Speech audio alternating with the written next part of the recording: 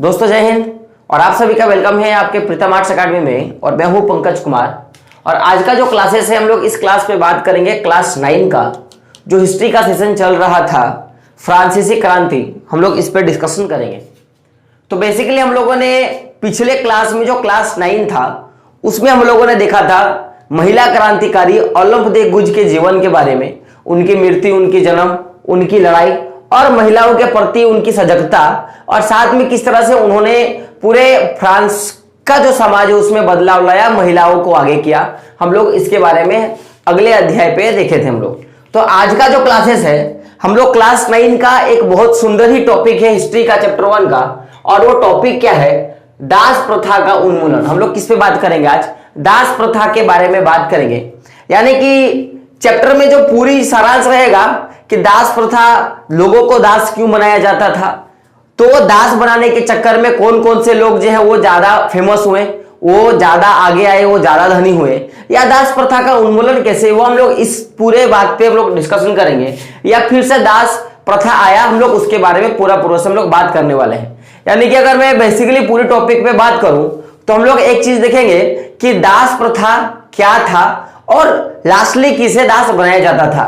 तो अगर मैं दास प्रथा का बात करूं तो जैसे आपको पता है कि जैकोबिन क्लब जब शासन में थी तो दास प्रथा उनका भी एक प्रमुख मुद्दा था कि दास प्रथा को खत्म किया जाए।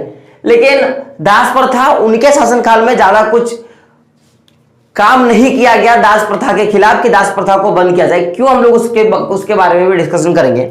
लेकिन अगर मैं बात करूं कि दास प्रथा का शुरुआत कब हुआ तो हम लोग इस पे पहले बात करते हैं। तो दास प्रथा का शुरुआत ये एक ऐसी घटना है जब किसी भी वस्तु का डिमांड बढ़ा और उस वस्तु के पूर्ति के लिए ज्यादा उत्पादन चाहिए था और उत्पादन करने के लिए श्रमिक चाहिए थी। बात क्लियर है? मैंने क्या बोला कि किसी भी एक वस्तु का मांग मार्केट में बढ़ जाता है और उस वस्तु की पूर्ति के लिए ज्यादा उत्पादन चाहिए, और जब भी वस्तु का ज्यादा उत्पादन करना होगा तो मेरे को ज्यादा लोग चाहिए, तब जाके मैं उस वस्तु का उत्पादन कर पाऊंगा। तो यहां से दास प्रथा की बात शुरुआत आती है। और आप ये देख सकते हो कि जैसे ही नील का, कॉफी का, तंबाकू का, चीनी का मांग ज्यादा हो गया मार्केट में, किसका मैंने बात किया? नील का, कॉफी का, तंबाकू का, चीनी का।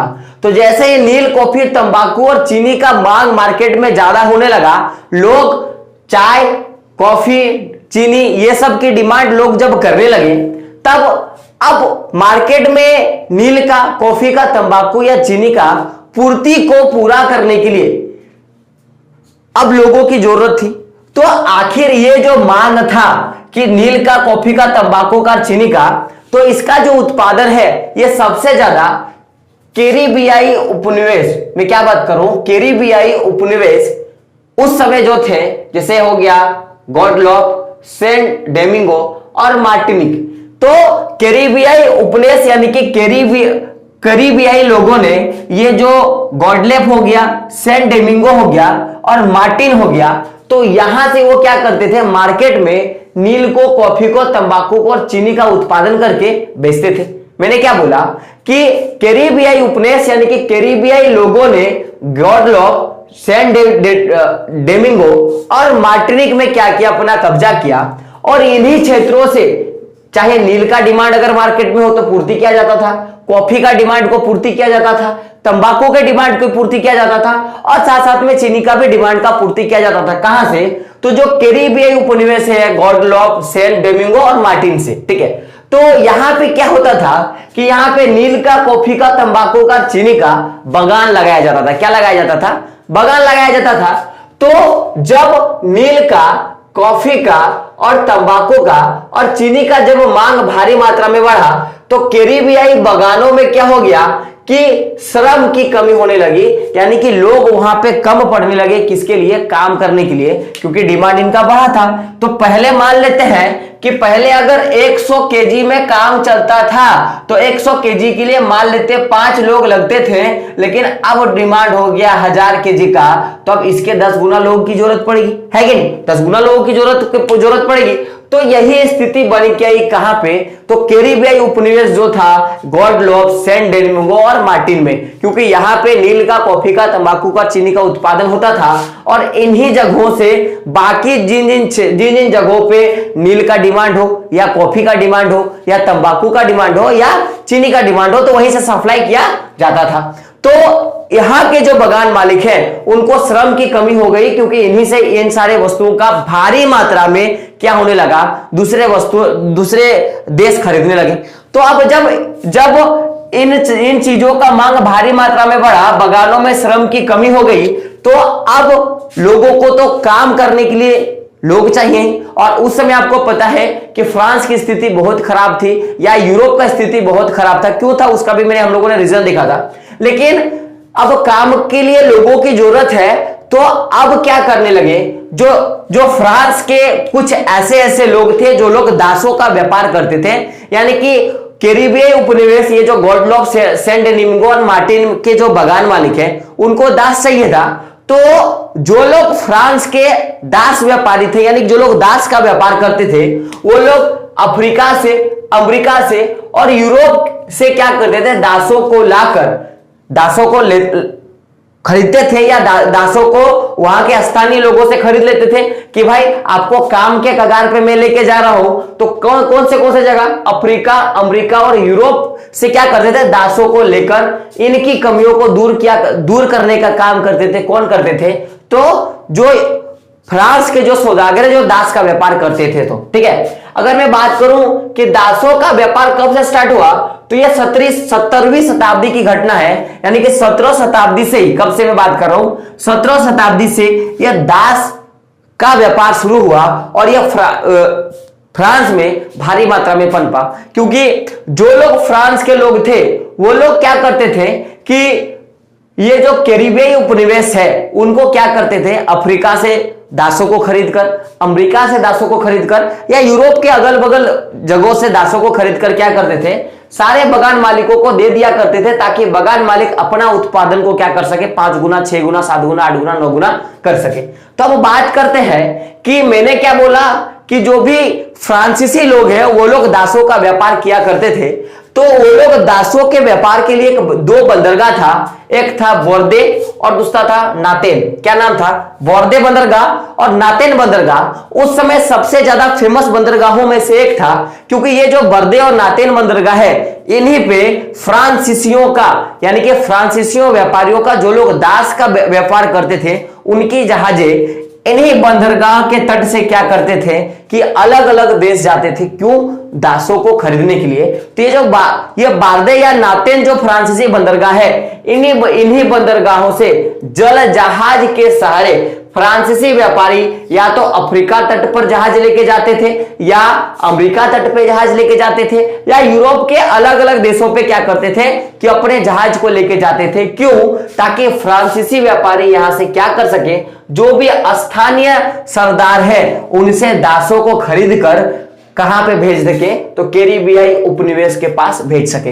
तो उसके लिए ये बोर्दे और नातेन बंदरगाह का ज्यादा उपयोग होता था। और मैं बात करूं कि जब भी दासों को ले जाया जाता था तो कैसे पता चलेगा कि ये दास है, भाई मैंने उसको खरीदा है। तो उसके लिए दासों को क्या कर दिया जाता था कि उनके हाथ पे या बॉडी पे कहीं पे निशान या दाग दिया जाता था। दाग यानी कि रड गरम किया और उसका छाप दे दिया, उसको क्या दाग दिया जाता था। या उनको हथकड़ियां पहनाकर क्या किया जाता था, तो जो जल जहाज होते हैं उन पे डाल दिया जाता था, उन पे क्या किया जाता, डाल दिया जाता था। और आपको जानकर हैरानी होगा कि उस समय चाहे मेरे को गॉडलोप जाना हो या सैन डोमिंगो जाना हो या मार्टिनिंग जाना हो, तो उसके लिए मेरे को अंटार्कटिक महासागर को पार करना होता था।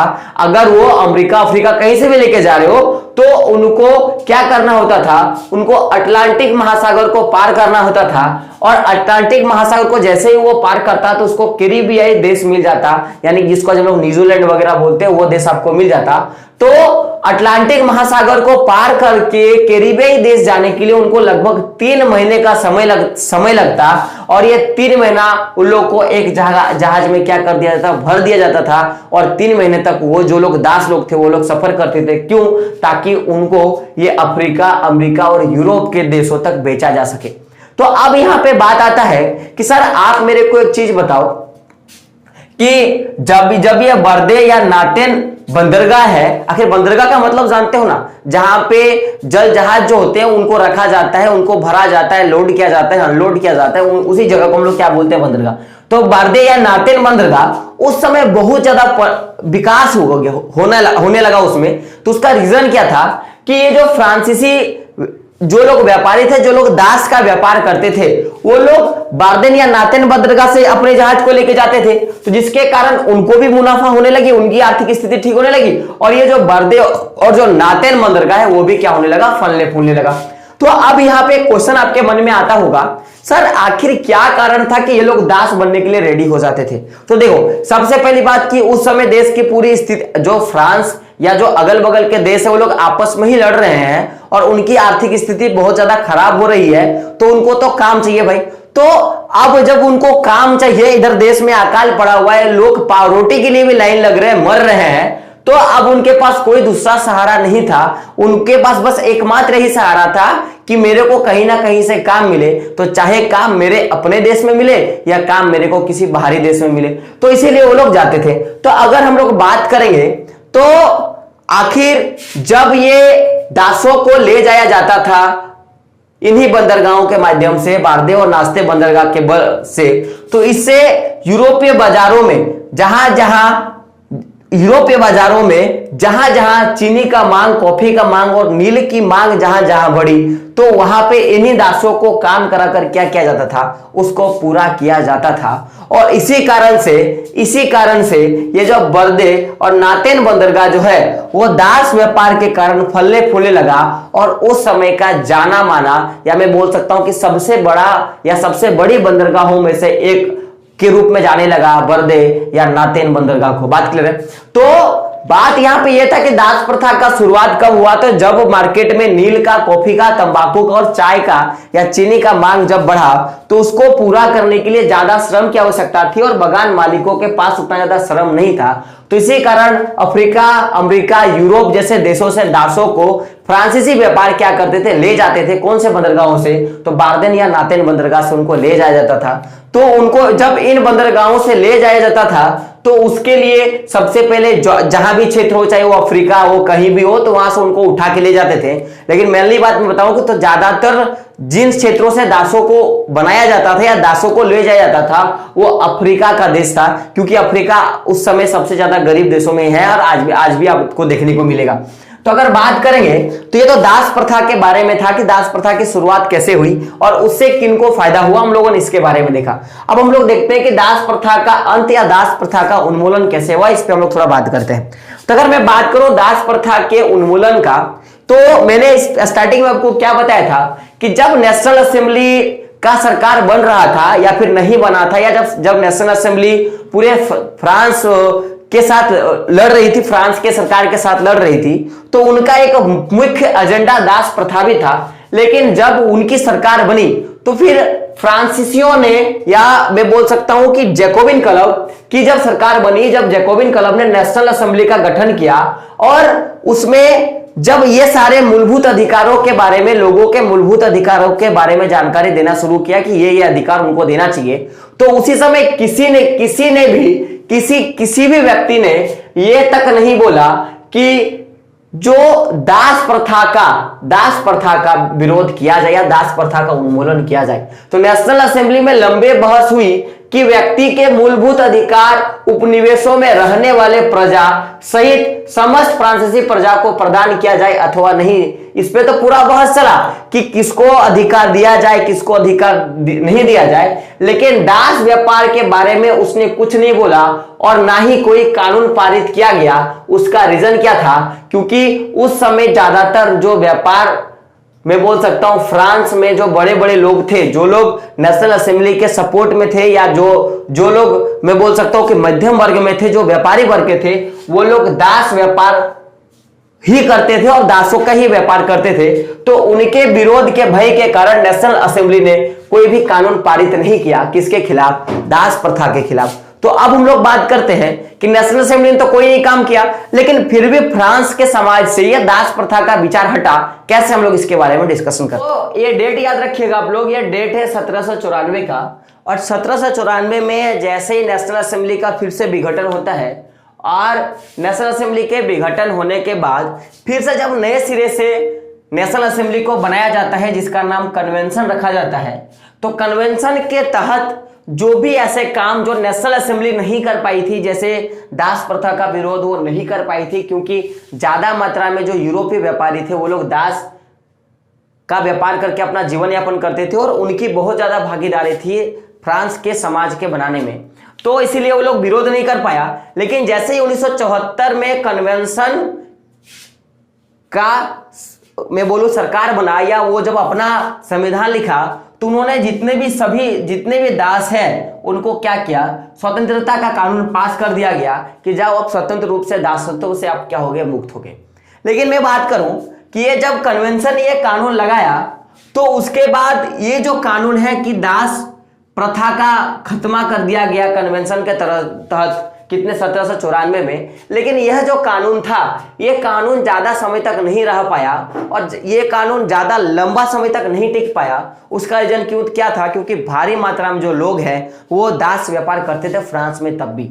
लेकिन जैसे ही मैं बात करूं कि इसके 10 वर्ष के बाद जैसे ही नेपोलियन अपना शासन स्टार्ट किया, जैसे ही नेपोलियन अपना शासन स्टार्ट करता है 1974 के बाद के 10 साल के पश्चात, तो वो क्या करता है कि फिर से यह दास कानून को लागू कर देता है कि नहीं, दासत्व की जो प्रथा है वो हमेशा से क्या होगी, चलती रहेगी। और इसी के साथ साथ में अगर बात करूं तो एक बार 1974 में कन्वेंशन के सदस्यों के द्वारा या कन्वेंशन ने जब स्वतंत्रता के लिए नए प्रारूप को खींचना स्टार्ट किया तो उन्होंने दासत्व को खत्म कर दिया। लेकिन जैसे ही नेपोलियन फिर से जब अपना शासन चलाना स्टार्ट किया तो उसने दास प्रथा को फिर से लागू किया, ठीक है। लेकिन अगर मैं बात करूं कि आखिर नेपोलियन ने भी एक चीज सोचा कि मैं सभी को दास बनाऊंगा तो इसमें मेरे की प्रॉब्लम है और आगे चल के मेरा ही विरोध होने वाला है। इसीलिए ये जो नेपोलियन है ये खास करके ये जो अफ्रीका के निग्रो जाति के जो लोग थे, क्या मैं बात करूं, अफ्रीका के जो निग्रो जाति के लोग थे उन्हीं को गुलाम बनाने का स्वतंत्रता दिया गया कि केवल निग्रो लोगों को ही आप गुलाम बना सकते हो या वो दास के लिए आप काम कर सकते हो। क्या कर सकते हो, या तो अफ्रीका के बस निग्रो लोगों को ही आप दास बना सकते हो या उसको अपने यहां काम करवाने के लिए या जो भी कुछ के लिए आप दासत्व का पालन करवा सकते हो। किसके, तो अफ्रीका के निग्रो लोगों के लिए। केवल ये किसने बोला, तो नेपोलियन ने अपने संविधान पे बस ये बदलाव किया। अब हम लोग बात करते हैं कि आखिर अंततः कितने में यह दास प्रथा का उन्मूलन हुआ। तो आप लोग याद रखिएगा कि 1848 में, कितना में, 1848 में अंततः दास प्रथा का क्या हो गया, उन्मूलन हुआ। तो क्वेश्चन आपसे बनता है कि बताइए कि कितना में दास प्रथा का उन्मूलन हुआ, तो आपको क्या बताना है, 1874 में और इससे पहले 1794 में, लेकिन वो सही ढंग से पारित नहीं हो पाया था। नेपोलियन आया और अपने शासनकाल में फिर से उसको लागू कर दिया। अब हम लोगों ने यहाँ पे एक वर्ड का प्रयोग किया था, निग्रो लोगों को ही गुलाम बनाया जा सकता है दासों के लिए। तो भाई अगर निग्रो का मतलब क्या होता है, आप मेरे को सर ये बता दो। तो निग्रो का मतलब क्या होता है कि आपको पता है कि निग्रो एक प्रजाति है और समझो उसके मतलब क्या होता है कि अफ्रीका में सहारा रेगिस्तान में रहने वाले स्थानीय लोगों को ही निग्रो कहा जाता है। मैंने क्या बोला कि अफ्रीका में जो सहारा रेगिस्तान है, तो सहारा रेगिस्तान में रहने वाले वो लोग, जो लोग स्थानीय लोग हैं, जो वहीं से पले बड़े हैं, उन्हीं को क्या कहा जाता है, निग्रो कहा जाता है। क्या कहा जाता है, निग्रो कहा जाता है। और मैं बात करूं कि ये जो निग्रो का वर्ड है ये बहुत अपमानजनक शब्द है। क्यों, क्योंकि इसका उपयोग प्राय नहीं किया जाता।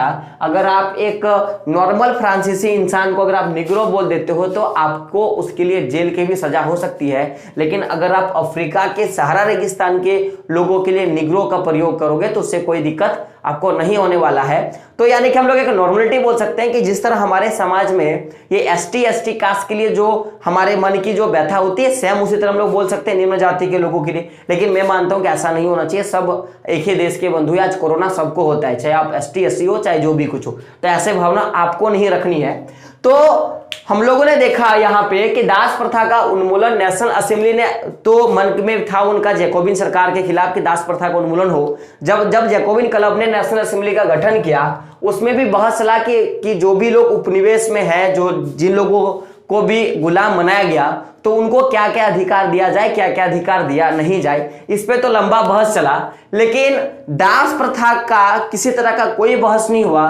उसका रीजन क्या था कि फ्रांस का जो व्यापारी समूह था वो इसी काम पे निर्भर होता था, और अगर नेशनल असेंबली इसका विरोध करती तो फिर उनका भी विरोध होता। इसी वजह से उन्होंने नहीं किया और ना ही कोई कानून पारित हुआ दास प्रथा के खिलाफ। लेकिन 1794 में जब नए तौर से जब नेशनल असेंबली का गठन हुआ, तो नेशनल असेंबली ने दासों के बारे में भी सोचा और उनको क्या क्या स्वतंत्रता दे दी। अब यही कानून जो था 1974 में कन्वेंशन के तहत जो लागू किया गया, तो ये कानून ज्यादा दिनों तक चला नहीं।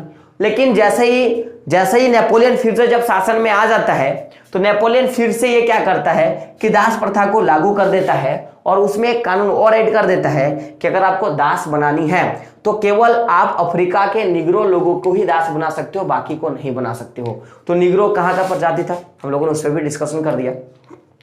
तो अब हम लोग बात करते हैं कि ये टॉपिक आपको समझ में आ गया होगा, नहीं आया होगा तो आपको क्या करना है, कमेंट में बताना है कि सर मेरे को यहाँ से प्रॉब्लम है, मैं फिर से ये पार्ट आपका ले लूंगा, ठीक है। बाकी जो लोग चैनल पे नए हैं तो क्या करना है कि प्रीतम आर्ट्स अकेडमी को सब्सक्राइब कर लेनी है और बेल का आइकॉन भी क्या करना है, प्रेस कर देना है। तो दोस्तों मिलते हैं अगले वीडियो में, तब तक के लिए जय हिंद, जय भारत और आपका दिन शुभ हो।